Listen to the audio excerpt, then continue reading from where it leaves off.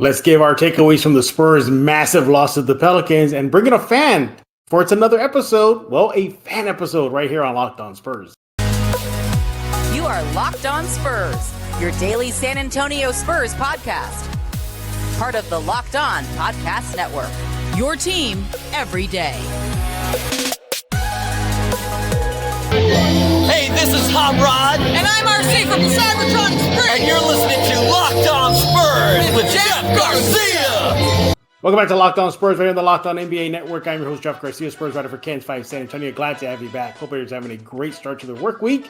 Christmas is right around the corner, everybody. So happy early Merry Christmas. All that good stuff. Ryan, thank you for making Locked On Spurs your first listen each and every day. We are free and available wherever you get podcasts, Google Play, Stitcher, iTunes, Ken's 5 Plus app. The list goes on and on.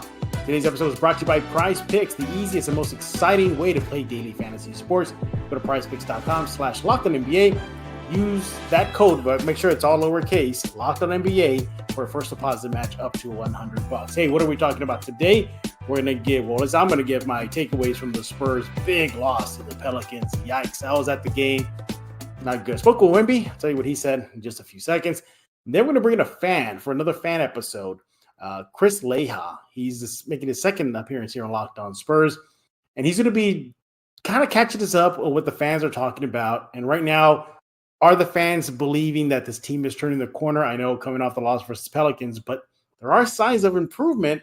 To ask Leija if he thinks the Spurs fans are thumbs up when it comes to the silver and black right now, even though they're 4-21. Let's look back at last night's big loss to the Pelicans. I'm going to give you some takeaways. And the biggest takeaway right now is, I was thinking about this. Do you want to start off with positive news or negative news? Let's start off with the ugly side of things. Spurs. Back to their old ways. Takeaway number one is the lack of momentum. They could not carry that momentum from beating the Lakers into playing the Pelicans. They were riding high. It was thumbs up. It was fireworks going off everywhere. I really believed in that game that they would be able to carry that momentum over, bring that competitive spirit into the game versus New Orleans. They did not. Now, to their credit, they were within 10 at half, so it wasn't too bad of at least a first half showing, but the wheels just came completely off in the second half. The Spurs, they could not find a bucket. They could not find a bucket. Everything just fell apart. We'll get into some other takeaways in a bit, but as far as just overall momentum, that's what I was really disappointed about. They just couldn't sustain that, just whatever made that win possible versus the Lakers, carried it over into the game versus New Orleans. That was very disappointing. We had Devin Vassell, 36 points, career high. Wemby didn't need to be a big factor collectively there, but he did it together. They just couldn't sustain that. So that's the biggest takeaway right there for me, is just lack of carrying it over. Takeaway number two is offensive droughts. Now, shouldn't be too much of a surprise. Popovich did say during the Lakers game, or at least after the Lakers game, that although the defense is improving, they still have offensive issues, and that showed big time versus the Pelicans, at least in the second half. They shot for the game 42%. And for the Pelicans, 55%. Now, three-pointers, the Spurs were abysmal, 35%. And then the Pelicans, they just could not miss. They made 22, 52%. And, it's just, and then they compound things. So it was not even helping them. They're shooting this on the foot, literally, but not connecting on shots. Then they got massively out-rebounded to 52-39. And I just spoke to C.D. Osmond about this, saying, he was telling me, they're seeing the rebounds, they're improving in that department, and it didn't come together. 52-39. I mean, it's just too lopsided there. You would think it wouldn't be as bad with Wemby there, but it is. 52-39 Pelicans with the advantage, not good. Now, offensive rebounds, the Pelicans were 12, Spurs 9. Again, giving up those easy second chance points. Points in the paint, 56-46. Again, Spurs not capitalizing on, I think, Wemby. Wemby could dominate in the paint. And this goes to the offensive droughts, how they can cure that. There was a play where Wemby is zooming in to the rim, and Julian Champagne could have just easy lobbed it up and given it to Wemby and for the dunk. That didn't happen. He passed out to the perimeter. So not taking advantage of Wemby. offensive droughts, not connecting on shots, couldn't make anything. Just led up to a bad night. And you don't believe it? Listen what Pop had to say. Quote, "That's what you call an ass whooping. Pure and simple. Drop the mic, period, full stop, all that kind of stuff. Pelicans had a great night shooting. We couldn't throw it into the ocean." So that sums up the night. And so I'm not going to total doom and gloom here, because it does feel like rinse and repeat when it comes to Spurs losses. But there was some positive in the loss, and that is minimal turnovers. That has really been, aside from the defense, one of the other bigger improvements the Spurs have made in recent games. The Spurs were able to just give up 13 turnovers. Last month in November, they were hovering around 20 a game. Now that has gone down. I spoke to Wemby afterwards, and he agreed with me that he does see that as a positive, as something moving forward that the Spurs can build upon, among many things. But they are minimizing turnovers and valuing the ball better. 13 only versus the Pelicans. So if you need something to hang your hat on, everybody, there you have it. I tried my best to find something positive out of a massive loss, 146-110. That was the final score. Yeah, it wasn't a pretty game, especially in the second half. And of course, of all nights, the Tony Parker night. So yikes. There was some 3 takeaways from the loss to the Pelicans. The Spurs are 4-21. Oh, joy! They got the Bucks next on the road. Fun times. And that's the next game. Coming up next, we have Chris Leija. He's going to join us to give us a fan perspective on the silver and black. And we're going to ask him, are fans seeing the improvements? Are they seeing some sort of turning of the corner despite the loss of the Pelicans? So we're going to ask him that on this now going to be a fan episode. We're here on Locked On Spurs. This is Emily Swallow, and you are listening to Locked On Spurs with Jeff Garcia. But before we continue our chat right here on Locked On Spurs, I want to talk to you about PrizePicks. PrizePicks is the largest daily fantasy sports in North America. They are the easiest, most exciting way to play daily fantasy sports. And it's just you versus the numbers. You don't have to worry about sharks or the pros or battling against thousands of others. It's just you versus the numbers. That's it. You pick more than or less than on 2 to 6 player projections, and you can start watching the winnings roll in. So look, PrizePicks make things easy. You can have quick withdrawals, easy gameplay, an enormous selection of players, and stat types are what make PrizePicks the #1 daily fantasy sports app. And look, they even have a reboot policy. So let's just say one of your players gets injured in a football game, basketball game in the first half. They don't return in the second half. Well, that player is rebooted. PrizePicks is the only daily fantasy sports platform with injury insurance policy. So yeah, what more do you need? Go to PrizePicks right now. They got Apple Pay for quick and easy deposit into your account this basketball season as well. I have the app. You should get it too. Go to prizepicks.com/LockedOnNBA right now. Use code LockedOnNBA for a first deposit match up to $100. That's prizepicks.com/LockedOnNBA. The code is LockedOnNBA for a first deposit match up to $100. PrizePicks. PrizePicks is daily fantasy sports made easy. Hey, this is Chris Sabat, and you're listening to Locked On Spurs with Jeff Garcia. And as promised, we are now joined by Chris Leija of MCS Contracting. He is back, everybody, to help us on this fan episode of Locked On Spurs. And look, Chris, first of all, are you happy that I took care of the Spurs Pelicans recap by myself? Because you probably would have flipped tables, right? Dude, you would have had to hit the bleep button a few times, man. after the game that we just had. Yeah, exactly. That was awful. Well, the topic couldn't come at the worst time, but it also is good, but it's also bad just because of the loss to the Pelicans. But look, nevertheless, Chris is here to help us with this fan episode of Locked On Spurs, where he's going to represent the entire fan base on a topic that many Spurs fans are talking about. And the biggest one, at least before the Pelicans game, was if the team was turning around, making improvements for the better. And technically they are, but we want to hear what fans are saying about that.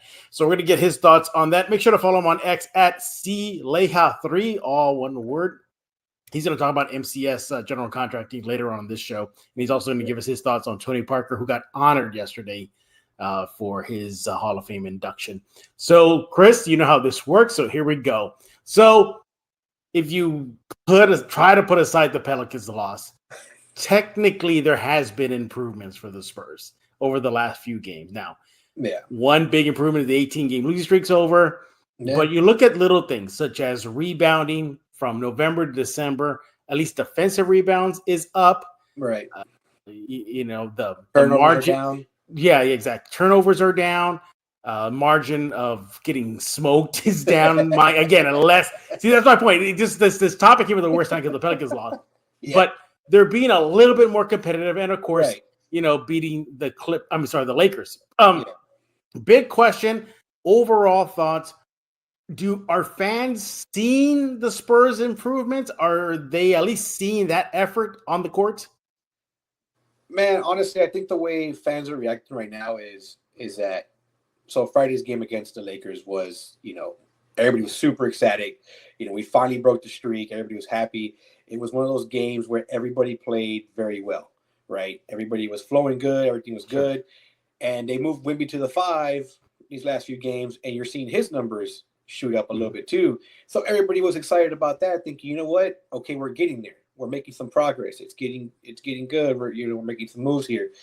And then the Pelicans game happens, and now everybody again is like, trade everybody. Get rid of Collins, get rid of Keldon, get rid of people are saying get rid of Jeremy. People are saying get rid of everybody. The only untouchable is Wemby, right? Yeah. But man, it's just frustrating, man, because you get your hopes up after beating the Lakers, which some people will say, well, they were missing so and so. It was only LeBron playing, but regardless of any of that, at least Austin Reeves didn't put 60 up on us. Yeah, because if you notice some of these losses that we take, these bench players are putting up these crazy numbers. Yeah. These nobodies you really don't know about are going off. So Friday's game was one of those games where it was all right, great. We shut down, or Jeremy shut down LeBron because he did very well on him defensively, and everybody was ecstatic about it. Vassell goes off for a career high. Was it 36?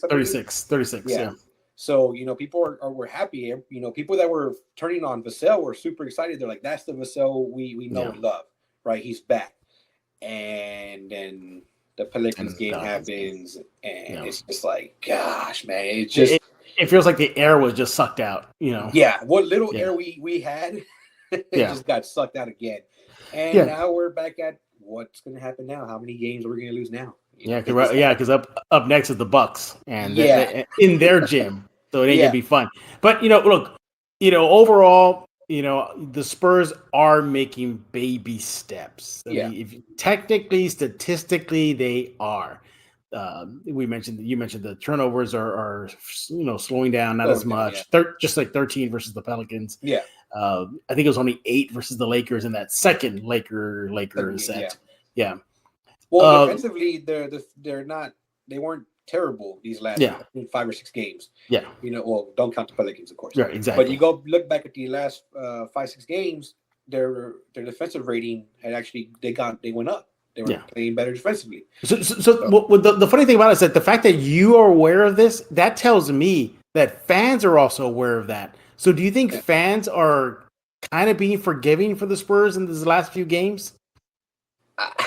Because if progress is like the bright side of things right now, then technically they're making progress, Chris. They're getting there. Yeah. As Spurs fans, we were spoiled for 20 years. Yeah. That's the other thing.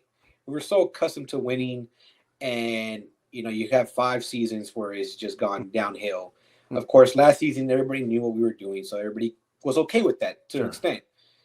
And you look at it and you think, okay, well, last year I noticed, during the losing streak, it was the first 3 quarters, they were playing very, very, okay, they're good. Yeah. First half, that third quarter, towards the half end of that third quarter, they started going downhill. If you look back to last season, what was the story? It was the Spurs played great for 3 quarters, and then here comes the tank lineup. It's almost as if they're still stuck on that. And that's where some fans are like, well, we're making progress, but then the fourth quarter comes along and it just starts to go downhill. We get excited at the half when we're up, but then we take a step back and say, are we going to finish this off, or what's going to happen here? So do you think Like, what do you think will just be, I guess, good medicine for the Spurs fan base to feel better right now? Would it be being competitive against the Bucks? Would that help? Will maybe, not getting just smoked? Maybe, okay, say losing by 40, maybe losing by 10 or 15. Like, do you think those little things will help Spurs fans I think help their minds this season? I think there is. So if you look at the Spurs fans as a whole, there's a part of Spurs fans, you can probably split it down the middle, where half of them just don't care. They don't care if it's close. They want to win, And then the other half looks at things, looks at the stats and says, okay, the turnovers are down. They're playing better defensively. Mm-hmm. If the Bucks we go into Milwaukee and, we're competitive throughout the whole game, and we keep it close, I think as a whole, we should kind of look at it as, I don't want to say a moral victory because, man, after 18 straight losses, and, it's just one of those things where what is a moral victory? Yeah. I'm afraid that we get blown out by 40 against the Bucks, man. Yeah. I just how about this? How about this? Do you think this is putting smiles on Spurs fans right now? Moving Wemby to the 5, Sohan no longer the point guard. Malachi's took over that job. Do you think that is helping Spurs fans right now cope with the season so far? Yeah, so a lot of there's some fans that look at Wemby moving to the 5 and they're noticing, all his numbers went up. Everything. Yeah, they did. Points, everything, rebounds, blocks, everything went up, and that got them excited. The Sohan experiment, everybody's point guard experiment, is everybody's happy that that's kind of over with because that was something that was just. I kind of understood why they were doing it. You want his offensive game to improve. Yeah. You just don't want him just to be a defensive player. You want him to be a two-way player. That's the ultimate goal. But it didn't work out. But yeah, everybody seeing Wemby at the 5 and actually, his numbers going up. I think his rebounds, I felt like they almost doubled. Yeah, the last 5 games. Yeah, and he's holding his own against some of the big boys like the Joker and who was the other big he went up against recently? And Anthony, was it Anthony Davis? Yeah, well, it was kind of a wash. Yeah, so but he but the point is that that should help Spurs fans deal with this. For me, I see that as the team he's making moves to help the Spurs in as the season moves forward. Maybe that'll help this team turn the corner. We thought it was going to happen after that Lakers game. I really thought the momentum from that Lakers game into the Pelicans game would carry over. It didn't. I was at the game versus New Orleans, and I saw some ray of hope at halftime because they were losing, but they weren't losing by much. It was like 61-55, something like that. Yeah, within 10 points. Yeah. So I said, okay, fine. They're hanging in there, and then the wheels just came off. I did speak with Wemby after the game, and he and we talked about turnover. So he recognized that. He did say, he goes, that is kind of a good thing of late, right? That is being taken care of. But it's almost as if you can just go on a whiteboard, like a chalkboard, and be like, okay, here's everything on the offensive end and defensive end. Just pick something and work on it. Right. Yeah. So, and even Popovich said that they are getting better, but they're not there yet offensively. But yeah, I mean, to say they're turning the corner after the Lakers game, you think it was too premature? Way premature, man. And I'm not gonna lie, man, because I was one of those fans that I joked about when Jeremy came out. He had dyed his hair and his beard and whatnot. Yeah. I was like, okay, here we go. There's some changes going on. Then they beat the Lakers and they put up good numbers. Everybody played very well. So I was like, okay, maybe this is a game that they needed to turn it around and maybe win 2 in a row. Maybe beat the Pelicans. Obviously, you look at the Bucks game and you're like, that's it's Giannis. You know what I'm saying? That's not and Dame dollars and Dame time. So you looked at that game and you're like, okay, at least let them be competitive on that one, and let's keep it close. But then you get blown out by what was it? Smoked 30 some odd points or whatever it was against the Pelicans. It's just like, okay, here we go. Now we're back to. Some people were tweeting the Spurs are back. After the Pelicans lost. The Spurs are back. Yeah. The Spurs we all know and love are back. And it's like, all right. Yeah. Well, based on what Leija's telling us, it looks like Spurs fans are still going through it right now as the Spurs season continues. But when we get back, we're going to shine some light on Tony Parker. Yesterday, Parker got his time in the spotlight in San Antonio for being inducted to the Hall of Fame. I'm going to ask Leija his favorite TP moments and more. That's coming up next on Locked On Spurs. Hey everybody, this is Nathan Ray Clark from Criminal Minds and Modern Family, and you are listening to Locked On Spurs, hosted by Victor Wembanyama's new best friend, Jeff Garcia. But before we continue our chat with Chris Leija, I want to talk to you about FanDuel. Look, as the weather gets colder, the NFL, well, those offers stay hot. They keep on getting hot only at FanDuel. Right now, new customers get $150 in bonus bets with any winning $5 money line bet. That's $150 if your team wins. So you've been thinking about joining FanDuel. There's no better time to get on the action than right now.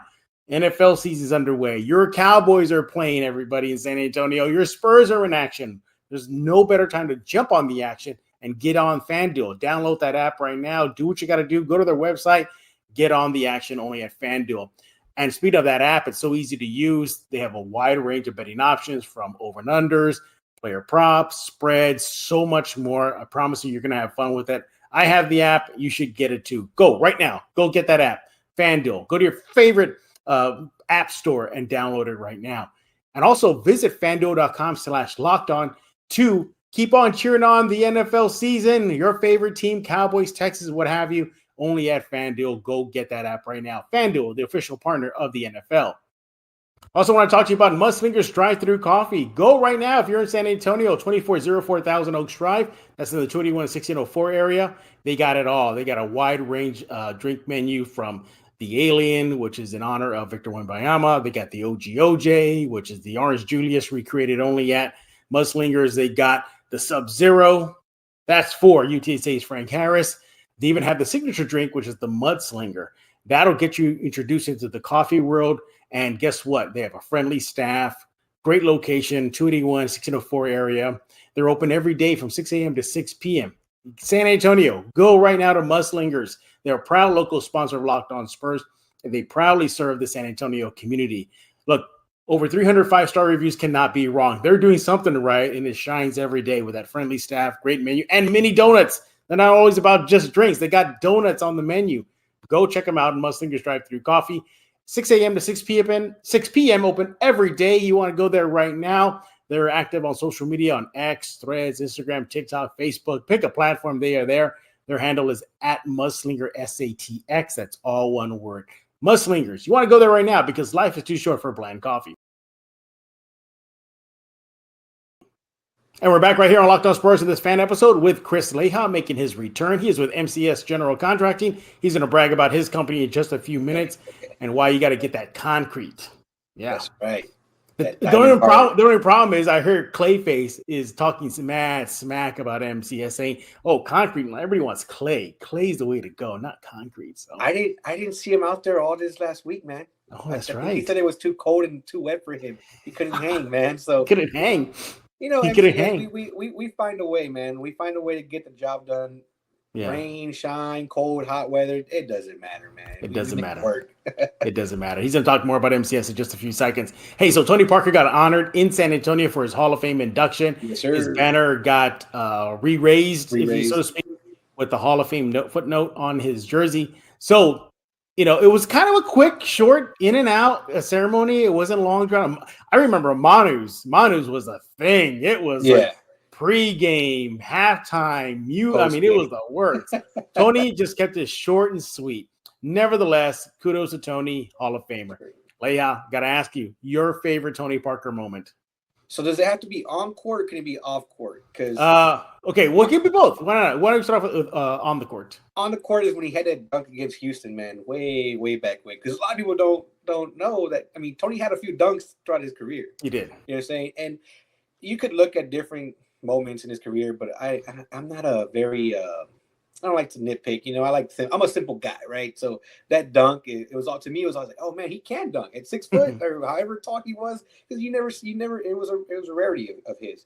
And off court is when they won the championship and he was rapping in French. Oh yeah, that it's just the infamous balance toi. Yeah. And I was like, wait, Tony raps? I was like, okay, hey, man, he's a jack of all trades. He does a little bit of everything. He plays basketball and he raps. Look at that, you know? Yeah. But, yeah, man, I mean, there's a lot of moments you can look back and, you know, in 2007 when he won the NBA Finals MVP, man. It was one of those moments where you look, you're like, oh man, it's not Tim Duncan anymore. It's Tony's team. Yeah. And from there it was Tony's team, really. But yeah, man, I'm happy to look up at the banners and now see, the big three Hall of Fame. Yeah. Do you think they're gonna put something up there for Pop? Do you think he's gonna be okay with that? So I was wondering the other day, I was like, has anybody ever put up a jersey for a coach? I think the Jazz had one for Jerry Sloan. Maybe not a jersey, but like his name or something like that. I was wondering. I think everybody. We're gonna have to fact check that. We'll have to Google it later. But yeah, I was wondering. I was like, man, I wonder if a coach has his name up there. Honestly, though, knowing Pop, he probably wouldn't want it. And with the way the season has been going this year, a lot of Spurs fans probably don't want that up there. Yeah. They're gonna not be so happy. So yeah, let's wait. Yeah, well, Tony Parker did address the fans for a little while. He called them the best in the business. He waved hello to everybody. Again, when I mean short and sweet, everybody, it was short and sweet. I remember Manu's was the entire halftime. No, Manu's was post game. I forgot. Yeah, Manu's was post game, and it was a big to do. Manu even had a pre-game media session. Tony didn't. Do you think it was they thought let's do it halftime just because the way the season was going? They were like, let's not. Prolong this. I think they should have done it after the game. Yeah, but to really give him more time. Yeah, to give him his shine. But nevertheless, hey, look, kudos to Tony. For me, my favorite moment on the court, man, there are so many. Well, I know for sure what my moment is off the court. On the court, I think I'm going to go with him winning the Finals MVP. Seeing Tim Duncan literally tell him, "Thank you for carrying us," because Tony was a beast. Everybody forgets this. He led the league in points in the paint for an entire season. And that's playing with Shaq and Timmy and Kevin Garnett, Rasheed Wallace, those kind of bigs were in the NBA at that time.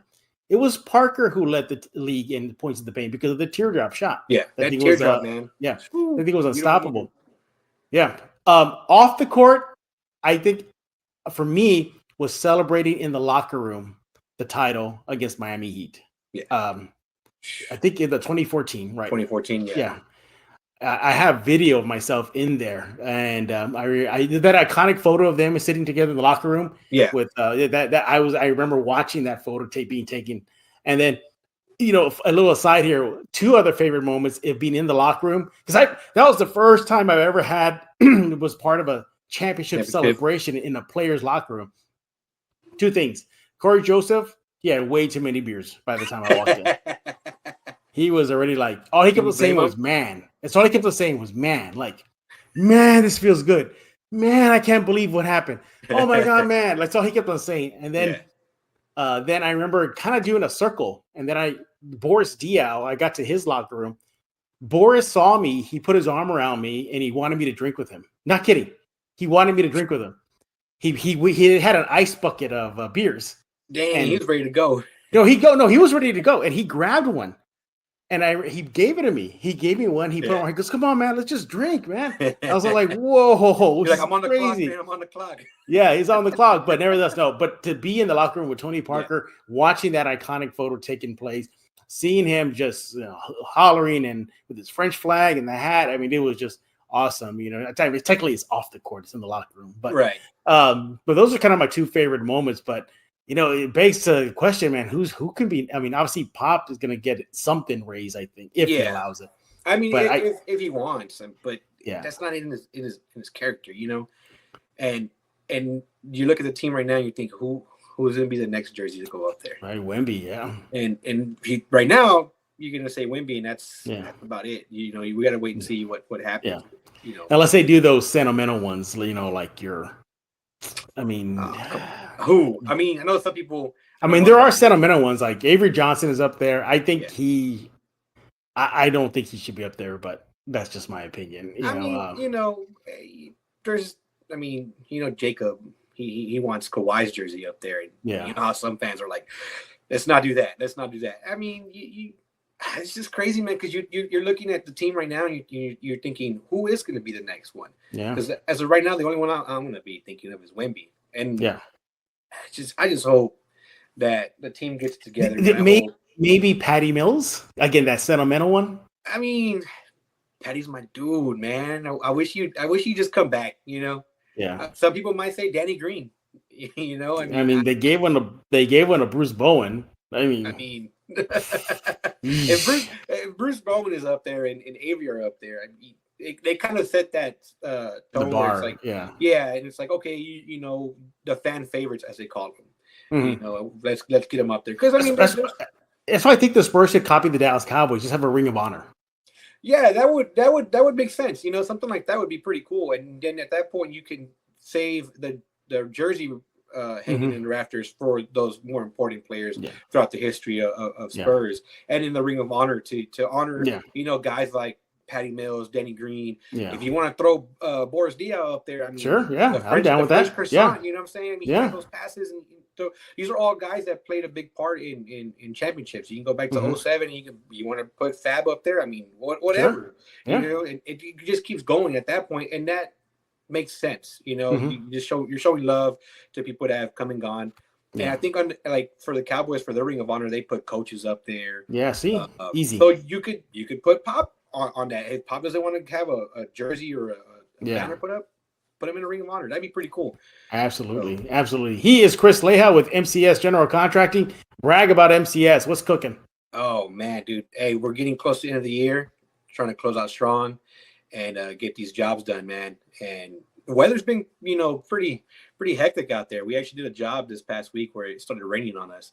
Man, we're putting up plastic and all sorts of things to keep the rain off of us. But, yeah, man, I'm actually going to be doing a giveaway through our Instagram page. Ooh, look at that. So you see, what's the Instagram? You peep the hat. Just look up MCS General Contracting and stay tuned. I'm going to be doing a little giveaway. We're going to give away about 4 hats and maybe something else. So, it's all good, can you repeat the Instagram again just for people to check it out?